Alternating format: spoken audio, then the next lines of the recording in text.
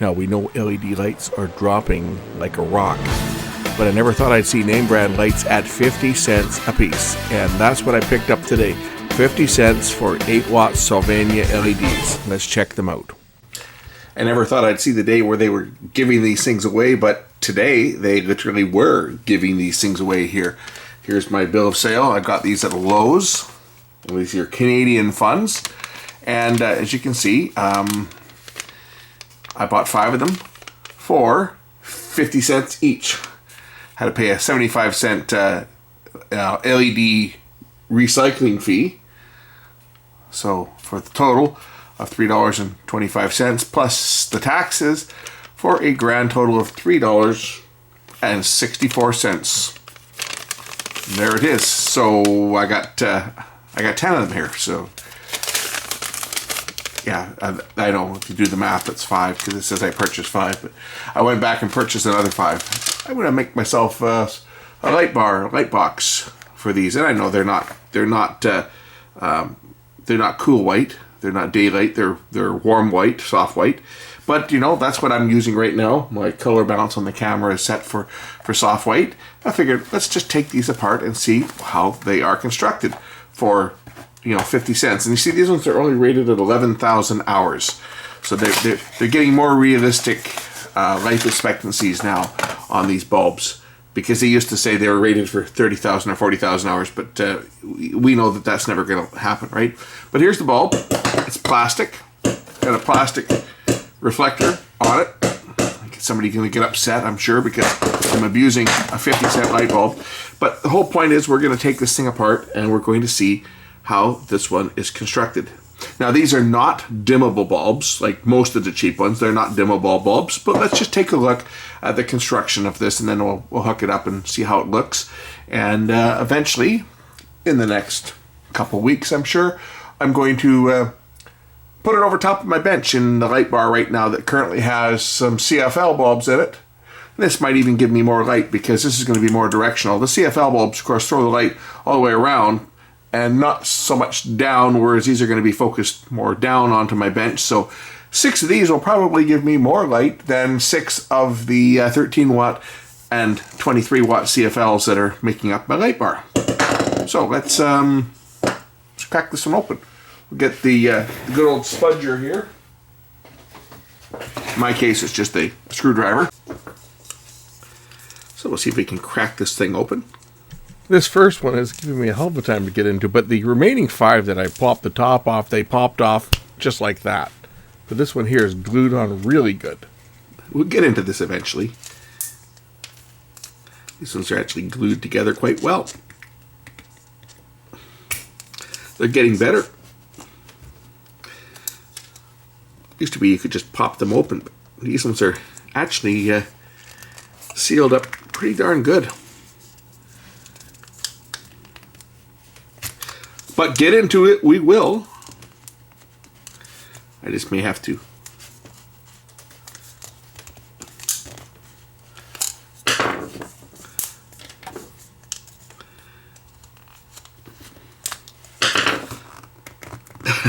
Yep.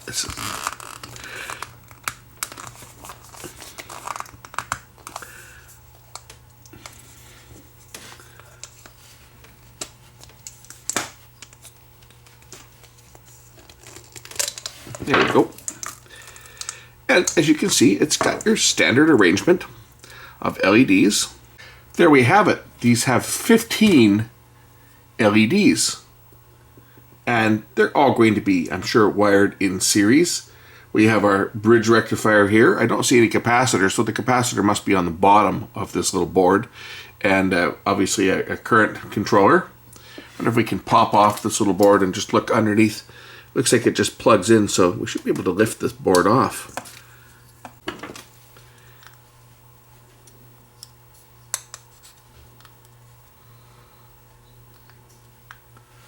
just curious as to whether this will lift out. This is metal. This whole unit is metal for, and it's going to be metal for the, it's got a heat sink, right? So the disc should lift out here. There we go. Probably just damaged it, but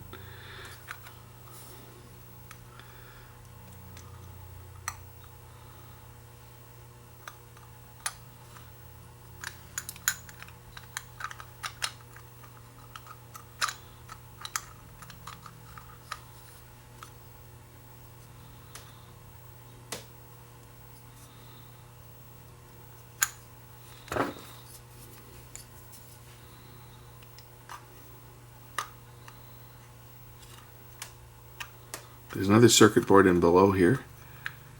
I just don't want to break anything.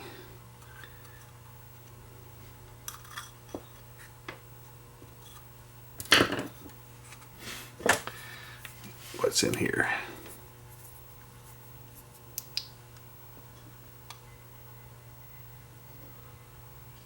There's a capacitor in here. Here's the capacitor here. The capacitor is right on the board there. Yeah, it's probably marked C1 plus and C1 minus. It's a capacitor stuck into the board. I can see it. And then these are the power coming down here from the bottom. And the wires themselves are pretty short, so I don't want to pull on it because I don't want to pull the wires out of the base, because they look like they go down into the base. There's probably a pin on this, so I'm going to just stuck this back together here so we can actually try this thing out, because there's nothing to really see under the circuit board other than there's an electrolytic capacitor which is right there, and you can see it's just plugged in. You can see the pins sticking through, marked C1 negative, C1 positive. An electrolytic capacitor there, and here is the main terminals, W1 and W2, which is the main terminals. So I'm just going to pop this back into the heat sink, because this is actually, this disc here, this metal edge, this is pressed fit in, and that is going to be for the heat sinking. Let's try this out and see if this one that I took apart actually still works. So let's just turn this on. This light socket should be in the on position, so when I screw this in, it should light up right away, which it does. And yes, it's relatively bright. I'll turn out some lights here, and we'll just see how much light this one bulb is going to throw. And it might be to my advantage to actually put these into my light bar without the diffuser, because then I'll have a downward light. I don't really need the light. Whoops, with the diffuser on, of course, the light is going to shine. It's going to give me more of a diffused light like this. But for my application, I might be better to have it with just the LEDs exposed, because then I'll have a more direct downward light. And when you got a bunch of them, that will give me, I think, a very good light on the bench. And I think it's probably going to be better than what I've been getting out of the CFLs. But let's turn out the lights and just see how this thing looks by itself. So here's the light suspended over my bench with the diffuser on. And if I take the diffuser off, watch how much brighter it gets. You notice that? Diffuser on, diffuser off. Yes, definitely going to run these with no diffuser. And I'm going to run 6 of them right over top of my bench and a couple more behind me. That's a very nice light. I like it. It looks good. That's just one bulb. That's the only bulb that's on right now in the workshop, is this. And as you can see, it's throwing a fair bit of light. Light up the whole place. Bunch of these over top of my bench would give me a very nice light. Let's get working on getting 6 of them there, and we'll see how the light looks with 6. There we have it. There's my bench now lit by new LEDs, all with the tops removed. And the other ones actually came off. The first one I had a real tough time. It was like it was super glued. The other 5 of them just popped right off. So now I can get rid of these things. This one actually burned out. We'll take a look at this and see why this one failed. This lamp here was the one I had repaired the inverter on years and years ago, and this one actually just burned out like this week. This lamp has been in service. It owes me nothing. It's a 42 watter. This one has been in service since 2002, and it is now 2019, and I still have one. I had a pair of these. I still have one in service, and it's right over to my left. Take a look at its condition, because the ultraviolet has a tendency to make the plastic crack and fall apart. Take a look at the other one that is still working from 2002. Now I know I'm going to have my skeptics who are going to deny that this lamp has been in operation since 2002, but I can assure you that it has. And if we look at the date code on it, it's going to be the same date code as this one. It was 180330, whatever the heck that is. That's the coding on the bulb. But anyway, that's the same lamp as this one, commercial electric. And as you can see, the plastic all cracked. I actually had to fix the inverter on that one at one point too, because the inverter solder connections went bad. But the bulb is still working since 2002. The thing is, now I got to find a use for these other ones, because these other ones still work. They've been in service for a while. I got to find something to use these other ones on, because I have enough LEDs now to replace every light in my house with LEDs. I don't need to run these things anymore, but I want to use these ones up. So I'll find some place to put them to, just so that they, use them up until they die, and then I can recycle them. But anyway, now I have LEDs over my bench, and these actually look pretty good. And because I've got enough of them, I don't get that much in the way of shadows, but I could take that diffuser from a TV and hang a diffuser in front of that thing, and that would diffuse this light a little. It is quite direct as it is, but it's very strong and very bright. I like it. I like it already. So now that I've changed the lights over my bench, I'm getting a few shadows from it, but I think maybe we'll take a look at what went wrong with this one this time before it gets recycled.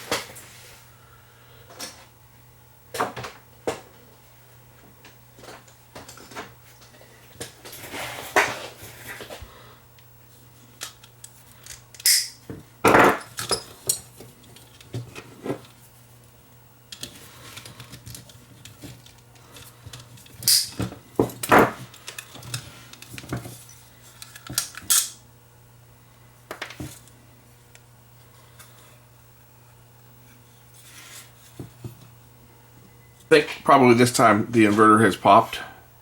Let's just check the switching transistor here and see whether it's shorted or not. Yeah. So this one's end of life. This one's shorted. The protection fuse would have opened on that one. On this one. This one's day is done. I'd say it's been in service since 2002, so it doesn't owe me anything. We'll just take this off. I'm going to recycle the lamp, and we'll just take this off here. We'll take the inverter apart.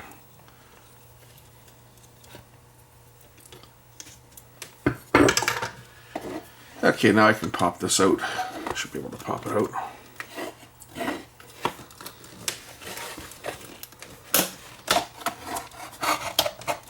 Take a look at the capacitors that are probably all dry in here.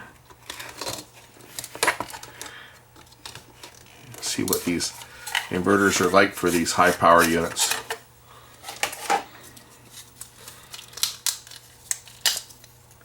Oh yeah, it's toasty. Yeah, as expected, there's the protection fuse resistor right here is popped. You can see it blown, and it's probably went off with a bit of smoke when it went out. But yeah, the capacitor in this thing, as you can see, it's just completely shot. I mean, everything in here is toasty. These things draw a lot of power because it dissipate 42 watts. So it's been in service for a long time, and I mean, one of the reasons it's lasted as long as it is, if you look at the capacitors, Rubicon. So they didn't use cheap capacitors in this one. This was a TCP made lamp, and they actually made some pretty good ones. But here's all the other caps in here, and a couple little transformer here, and a couple of little inductors, and this one's done. So this one's off to recycling. The burner's off to recycling, and we'll see how long the other one that's just hanging by its wires, see how long it continues to run for before it actually goes dead as well. Anyway, this wasn't supposed to go down this road. We weren't supposed to be looking at this. This was a video to show my 50-cent LEDs and how they look, and I think that they look pretty damn good. Nice, even light. Yeah, I got a few shadows, but you know what? Color temperature wise, they balance out very nicely, and they look great on camera. Everything's looking good, so I can't complain. For $3 in lights, it is now very bright, and it should save me a little bit of money. Instead of running, most of these were, well, I had a 42 watt, and most of them were like 13 and 15 watt CFLs. So I'm now down to 8 watts per light. So it should save me a couple pennies on my electric bill as I slowly get everything switched over to LEDs. For sheets and giggles, let's see how high the ESR has gone on these caps over their lifespan. And they're rated at 47 at 250 volts, so a good one would be 0.08. Let's just see how these have fared. 0.5, didn't do too bad. My meter is zeroed. So 0.08 would have been a new one. It's gone to 0.6. That's not bad, considering how hot these things have run. And here's the other one. We'll see it's the same. It's the same value. And this one here went to 0.7. So, you know, over the life expectancy, these capacitors did not fail. And these, I say, have been in service since 2003. That is incredible. That's, say, not a record, because I have another one identical to this that's still working. We'll see how long it goes for before it actually fails for the last time. But that's not bad, you know. I certainly can't complain about how long this lasted until these transistors shorted. Speaking of old lamps, this is another one that I just noticed just failed. This was one that was in an aquarium. It's got lots and lots and lots and lots and lots of hours on it. Actually, this one here started out its life in a porch light outside. And then it was put into an aquarium when the porch lights were converted over to LEDs a number of years ago. But this one here has also got many, many hours. It's an old IKEA lamp. If anybody remembers the era on these, this would also have been early 2000s. I think probably 2002 was when this one was purchased. I don't see any date on here, but there might be a date code that somebody can identify. But this one here has just also recently gone out, so I thought maybe we can open this one up and see what the construction was like on one of these. I don't know if anybody's taken one of these ones apart before, but I certainly haven't. I've got a couple more of these that are still working too. I've got 4 of them in my laundry room, and there's one more of these in the aquarium that this was on. I put 2 of them in, one of them still working, and I got 4 of them in the laundry room that are still going. I don't know whether this got wet. That might be why this died.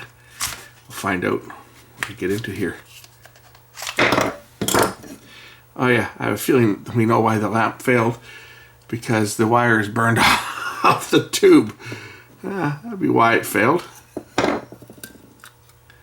I think the light got wet. There you go. It got wet. That's why this one failed.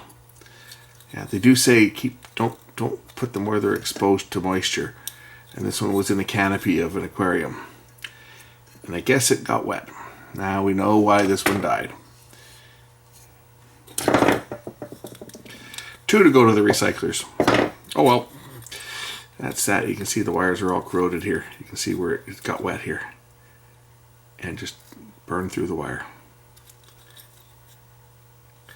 So now we know why this one packed it in. See, the other one's still going, and I got four more of these. These things lasted forever. They weren't instant starting. Like when you turn these on, they take about 3-4 seconds before they even light. They're a preheat type lamp. But man, they were really, really reliable.